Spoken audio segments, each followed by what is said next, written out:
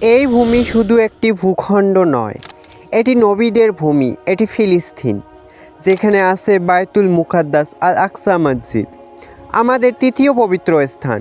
কিন্তু আজ সেই পবিত্র ভূমি রক্তে রঞ্জিত, নিরপরাধ শিশুদের কান্নায় ভরে গেছে আকাশ। ফিলিস্তিনের ইতিহাস হাজার বছরের।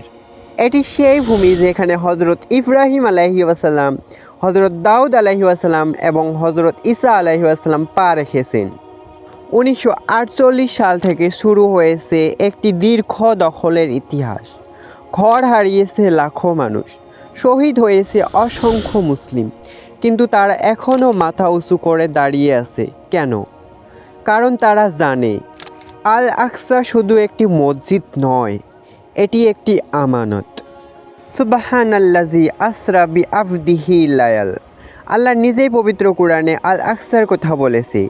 এটি কেবল ফিলিস্তিনদের বিষয় নয়, পুরো উম্মাহের ইমানের বিষয়।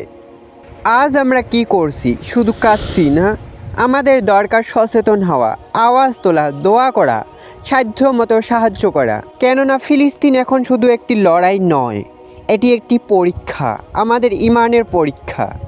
প্যালেস্তিন জিন্দা হে, প্যালেস্তিন উইল নেভার ডাই। ওরা বেঁচে আছে আমাদের দোয়ায়, ওরা লড়ছে আমাদের ইমানের শক্তিতে।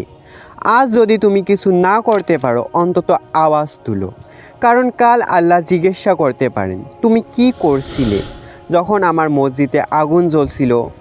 মে আল্লাহ সুবহানাহু ওয়া তাআলা help the people of Palestine and ease their pain and sufferings. Amin.